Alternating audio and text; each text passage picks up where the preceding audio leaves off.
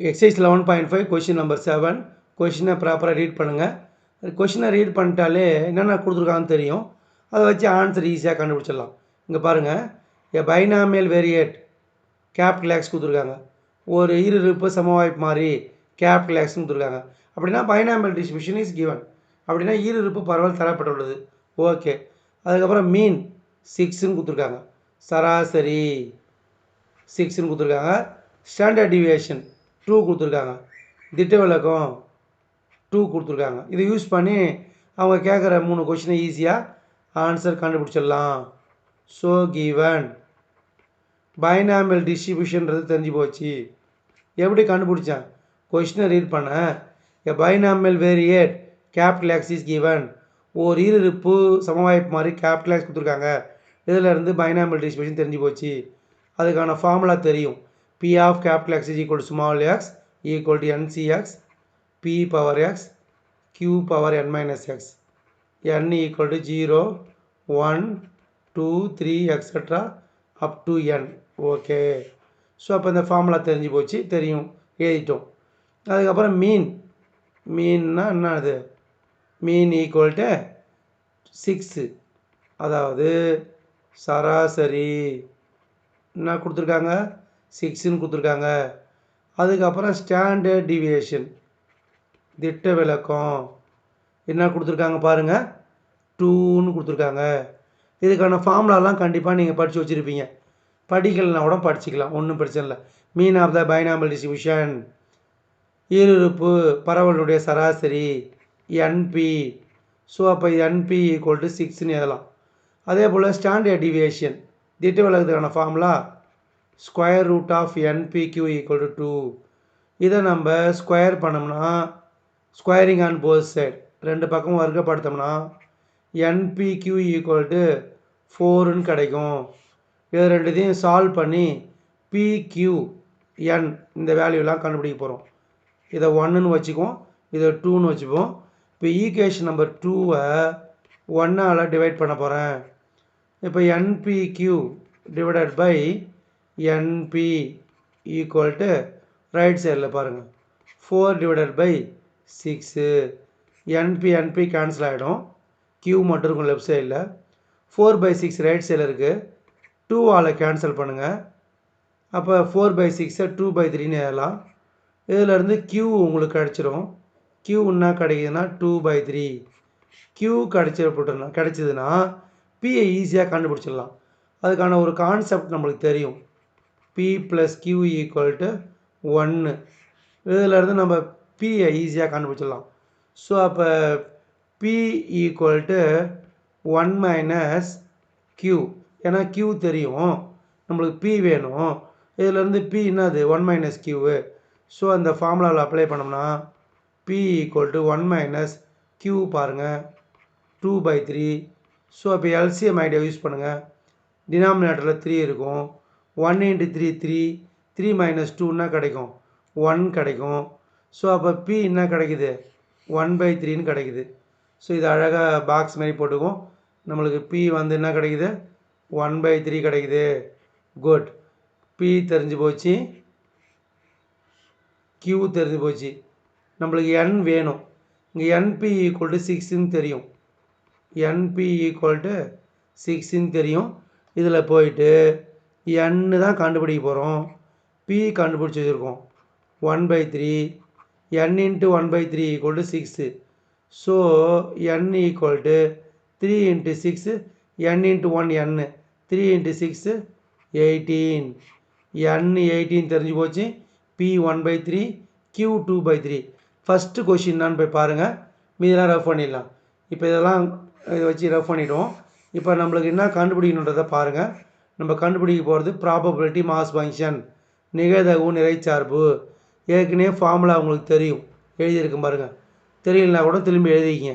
இதில் என்னென்னலாம் அப்ளை பண்ணலான்றதை சொல்கிறேன், கவனமாக எழுதுங்க. ஃபஸ்ட் கொஸ்டின் என்ன கேட்குறாங்க பாருங்கள், போய் பாருங்கள். ப்ராபபிலிட்டி மாஸ் ஃபங்க்ஷன், நிகழ்தகவு நிறைச்சார்பு. இப்போ பைனாமியல் டிஸ்ட்ரிபியூஷன் ஃபார்முலா உங்களுக்கு கிளியராக தெரியும். தெரியலனா கூட திரும்பி எழுதுகிறேன். P of capital X is equal to X NCX P power X Q power n minus X. ஒரு தடவை 2 தடவை எழுதுறது ஒன்றும் தப்பு கிடையாது.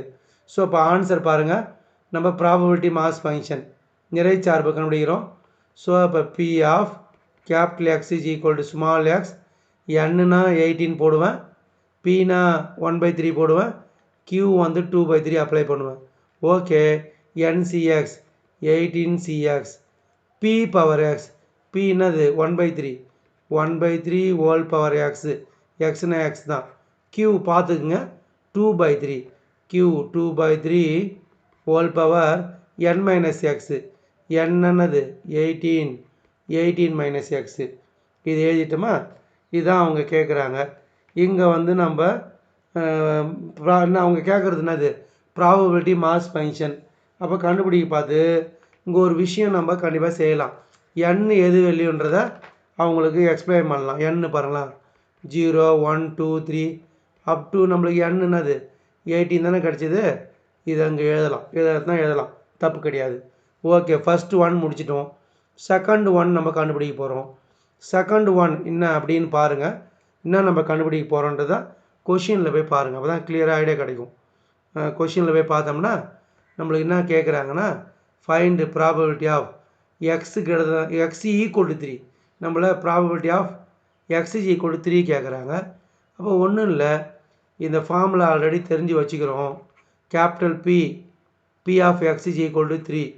இதில் N C X P power X Q power n minus எக்ஸில் ஸ்மால் எக்ஸ் எங்கே இருக்கோ அங்கெல்லாம் 3 போடணும். 18c, இங்கே தான் எக்ஸ்னா 3 தானே, 3 பி பவர் எக்ஸு 1/3 எக்ஸா, அப்போ எக்ஸ்னா 3, கியூ பவர் கியூனா 2/3 n மைனஸ் எக்ஸு, 18 மைனஸ் எக்ஸ்னா என்னதுங்க 3. இது அழகாக சிம்பிளிஃபை பண்ணி எழுதணும். So P of capital X is equal to 3 equal to 18c3 1/3 whole power 3 2/3 18 minus 3ன்னா கிடைக்கும் 15. இதை சிம்பிளிஃபை பண்ணி எழுதினாலும் எழுதலாம். இது ஆன்சர், ஒரு ஆன்சர் முடிஞ்சு போச்சு. இது ப்ராபபிலிட்டி மாஸ் ஃபங்க்ஷன் நிறை சார்பு. ரெண்டாவது P of capital X is equal 3 கேட்குறாங்க, கண்டுபிடிச்சிட்டேன். இது சிம்பிளிஃபை பண்ண தான் சிம்பிளிஃபை பண்ணலாம், புக்கில் சிம்பிளிஃபை பண்ணலாம் அப்படியே எடுத்துக்கிறாங்க, அதனால் நான் அப்படியே எடுத்துறேன், அப்படியே விட்டுறேன். தேர்டு 1 பாருங்களா, என்ன கேட்குறாங்க பாருங்கள், probability of X greater or equal to 2. அது எப்படி கண்டுபிடிக்கிறதுன்றத ஐடியா சொல்ல போகிறேன் பாருங்கள். Probability of X greater or equal to 2, இதுக்கு ஒரு ஐடியா தரேன், நீங்கள் சொல்லணும். இதை நான் சொல்லுவேன் பாருங்கள். Probability of X greater or equal to A அப்படின்னா 1 minus P of X less than ஏன்னு எழுதலாம். இதை யூஸ் பண்ணி இதை சொல்லணும் இப்போ ஐடியா. இது சொல்லுங்கள் பார்ப்போம். ஸோ அப்போ 1 minus P of X less than 2. Okay, good. அப்போ இது உங்களுக்கு எழுத தெரிஞ்சு போச்சு. அப்படின்னா என்ன, 1 minus P of X less than 2னா, எக்ஸ் லெஸ் தென் 2னா 0 எடுத்துக்கலாம், அதுக்கப்புறம் என்ன எடுத்துக்கலாம் 1 எடுத்துக்கலாம். குட். அதுக்கப்புறம் இந்த ஃபார்முலாவில் ஃபஸ்ட் 1 போங்க. இந்த ஃபார்முலாவில் நம்ம n வரத்தில் 0 போடுவோம், சாரி n வரத்தில் 18 தான். P of X is equal 0 போடும்போது எக்ஸுக்கு 0 போடுவோம், P of X is equal 1 போடும்போது எக்ஸ் வரத்தில் 1 அப்ளை பண்ணுவோம். ஸோ அப்போ கவனமாக அப்ளை பண்ணணும். 1 மைனஸ் எக்ஸ் 0, அப்போ 18c0 பி பவர் எக்ஸ், பினா 1/3 எக்ஸ் இந்த இடத்துல 0, அதுக்கப்புறம் Q power n minus X, அப்போ கியூனா நம்மளுக்கு 2/3ன்னு தெரியும். 18 மைனஸ் எக்ஸ்னா என்னது 0, பார்த்துக்குங்க உங்களுக்கு குழப்பம் இல்லாமல் இருக்கும். கியூ மைனஸ், அதாவது n மைனஸ் எக்ஸு, nனா 18, எக்ஸ்னா நம்மளுக்கு இந்த இடத்துல 0. அதே போல் நம்ம என்ன பண்ணணும், NCXனா NC, அப்போ 18 C1 P power x, P 1/3 எக்ஸ்னா 1. Formula தெரிஞ்சு வச்சுக்கணும், எனக்கு நேரடியாக தெரியும், அப்படி அப்ளை பண்ணுறேன். Q 2/3ன்னு தெரியும். n minus X, n minus எக்ஸா, அப்போ 18 மைனஸ் எக்ஸ் என்னதுங்க, எக்ஸு வந்து நம்மளுக்கு இந்த இடத்துல பாருங்கள், எக்ஸு வந்து 1. ஒன்றும் இல்லை, அந்த ஃபார்முலா படிச்சு NCX P power X Q power N minus X. X இங்கே 0, N வந்து 18, N வந்து 18, X வந்து 1. இதெல்லாம் அப்ளை பண்ணிட்டோம்.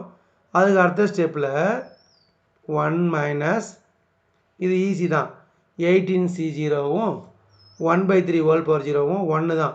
இது வேல்யூ 1, இது வேல்யூ 1, 1 இன்ட்டு 1 1. மீதி என்ன இருக்குது? 2/3 மட்டும் இருக்குது. பவரில் 18 மைனஸ் 0, 18 மைனஸ் 0னா 18 தான் கிடைக்கும். எழுதிப்போம். 18C1னா 18, 1/3 ஹோல் பவர் n வந்து 1/3 தான். அதுக்கப்புறம் இங்கே பார்த்தீங்கன்னா 2/3 ஹோல் பவர் 18 மைனஸ் 1 17 கிடைக்கும். சரி, அதுக்கப்புறம் இங்கே என்ன பண்ணலாம் பாருங்களா, இந்த 3யும் 18யும் கேன்சல் பண்ணால் 6 கிடைக்கும். இப்போ 1 time 3, 6 times R 6 3s R 18. அப்போ 3யும் 18யும் கேன்சல் பண்ணலாம், 6 வரும். சரி, இங்கே ரெண்டுத்தையும் பாருங்கள். 2/3 power 2/3 whole power 18, 2/3 whole power 17. இது ரெண்டுத்துக்கும் காமனாக என்ன எடுக்கலாம்? 2/3 ஹோல் பவர் 17 காமனாக எடுக்கலாம். அப்படி எடுத்தாச்சுன்னா மீதி இங்கே என்ன இருக்கும்? 2/3 வரும். இங்கே 6 இருக்குது. 6 இன்ட்டு 1 இதான் வெளியே எடுத்தாச்சுல்ல, 6 இன்ட்டு 1 6 தான் இருக்கும். அப்போ 6 இன்ட்டு 1 என்ன கிடைக்கும்? 6 தான் இருக்கும். Okay.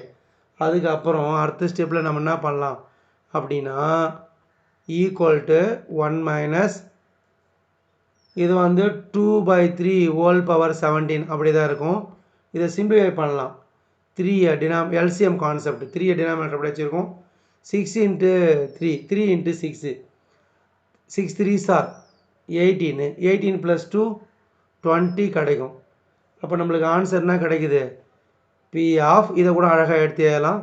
P of X greater than or equal to 2 equal to 1 minus 20/3 into 2/3 whole power 17 கிடைக்குது. எவ்வளோ சிம்பிளாக இருக்குது பாருங்கள். இது மாதிரி தான் 5 மார்க் கேட்பாங்க. இப்போ ஐடியா தெரிஞ்சு நீங்கள் ஈஸியாக ஆன்சர் பண்ணலாம். தேங்க்யூ.